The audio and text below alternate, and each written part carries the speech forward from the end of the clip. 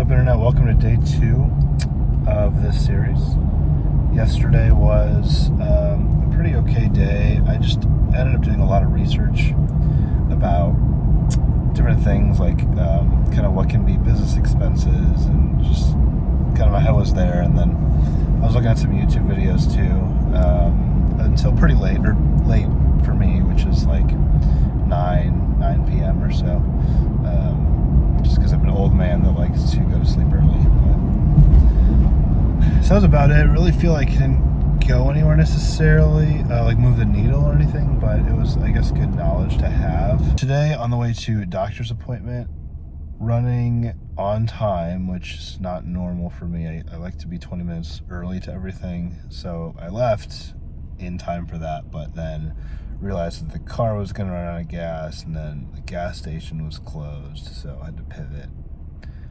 So this is why we're here, running on time. Always be early to everything. How you do anything is how you do everything. So you got that, and then probably hang out at a coffee shop or a library or something for the first half of the day, and then head back around lunch. I'm working on sales today. So yesterday, one thing I dove into a little bit, which I'll explain more in depth today, is just doing some research, some preparation, like pre-outreach research about a specific niche that might be worth tapping into here in this local market. But again, let's actually cut that right now.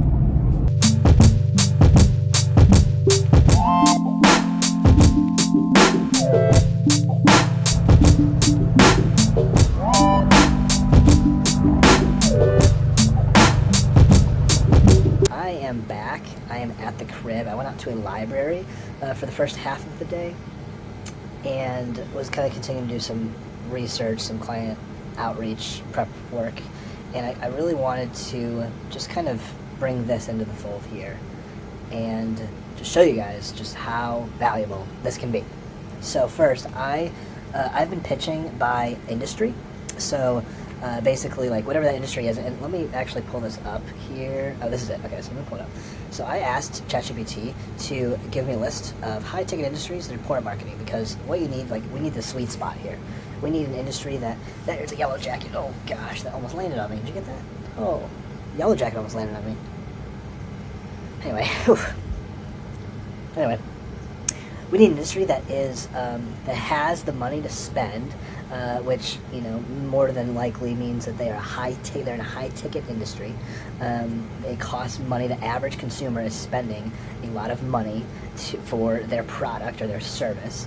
So we need that, and then also we need it needs to hit a sweet spot, though, because it can't be that and then they don't see their need for marketing. Like, they have to have a poor presence as well. So maybe a polished website which shows that they are willing to spend the money on the right things, they know what the right things are, but maybe like socials that are lacking or inconsistent, or maybe they utilize like one-off freelancers or whatever for that. So you kind of need something that's in the sweet spot there. And so I asked ChatGPT, give me a list of high-ticket industries, and then so it gave me this, which was super nice. Custom furniture makers, home builders, personal trainers, law firms, exotic car rental services. You know, they're spending a lot of money, but maybe they don't have that kind of social presence. You don't want to waste your time on something that's like a coffee shop, because yes, the need is there for sure. Like, yes, maybe they'll even pay you and all that, but it's not going to be sustainable, because their price is just the price that you would do that for is just, it's not going to make sense for the work that you're going to put out. So that's why I want to focus on only kind of these industries here. So I asked this has been a few weeks in the running. I've been kind of working off this list. And I also asked about, like, how do you outreach? I said, here's my problem. When I Google search, the top results are going to be the businesses with already pre-existing brand presence.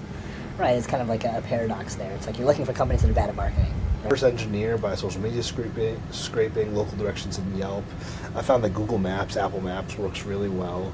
You just kind of search for something, and they search for something with good reviews, but little presence. So that's kind of a good too. And then also Reddit has been a huge help as well. I look on Reddit and just be like, hey, area recommendations for, and then fill in the blank from this list.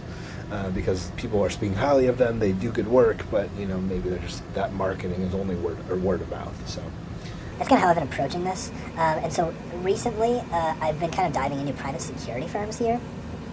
It's really interesting. Let me actually pull up some examples. So let's go here. So There's our 3 that are, in Dallas, in the area. All stock photos. No social presence either on these. They have Facebook, and all 3 of these companies have Facebook and LinkedIn. But, non-existent, essentially. Like, post, a few times a year type of thing. And they're all using stock photos. Like, all 3 of these websites are using the exact same skyline photo here.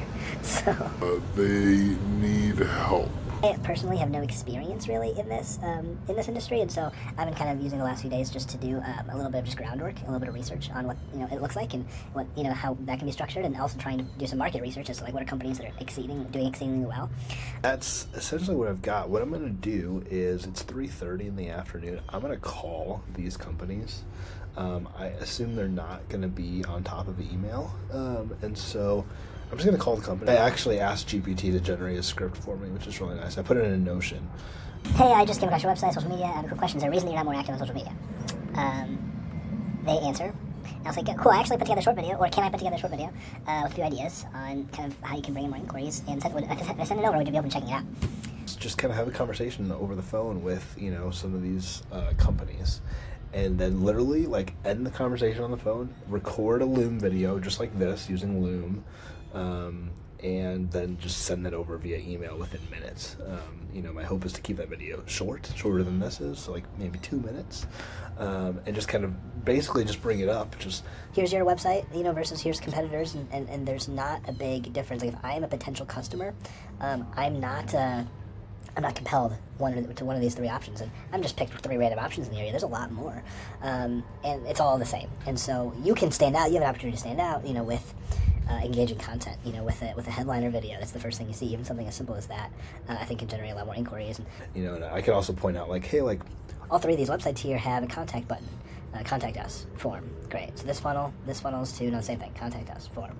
This one, same thing. Contact us leads to an email. Great. It's a form, right? Or is this might be, no, this is just a phone number or an email. So here's the thing you could do is stand out on a call to action front as well.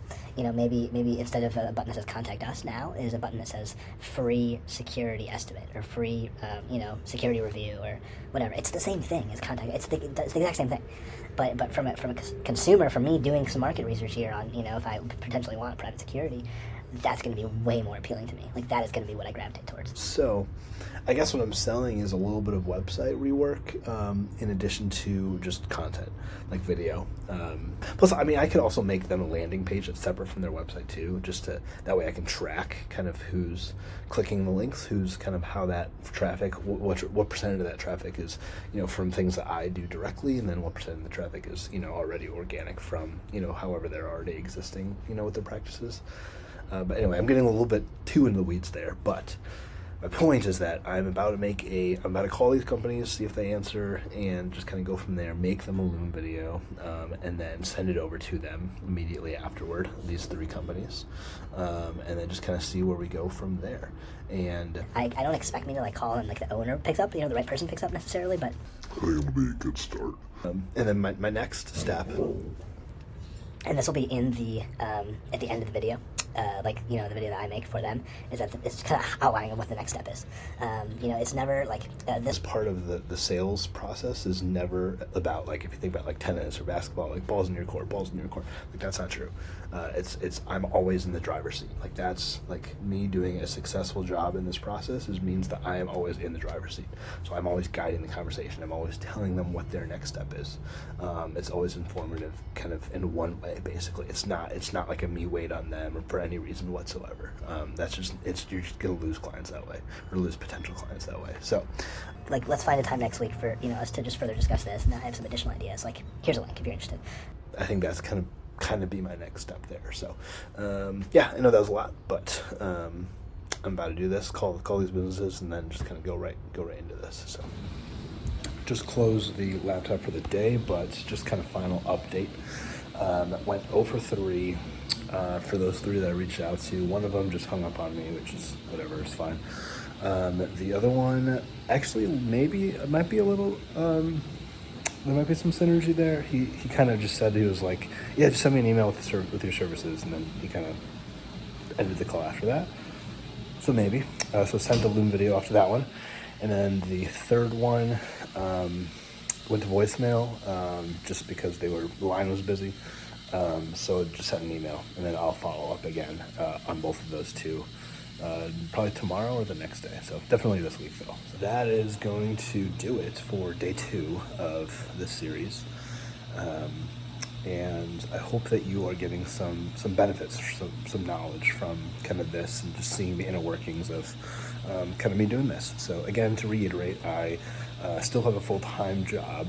This is kind of something I'm doing on the side, but you know, the expectation for me is by the time the series is out, for me to have made that full-time kind of switch, and that, you know, that pendulum swing might be pretty cool for, you know, to just have documented and to have you guys just watch and learn something from. So that's it, and see you guys for number 3 tomorrow.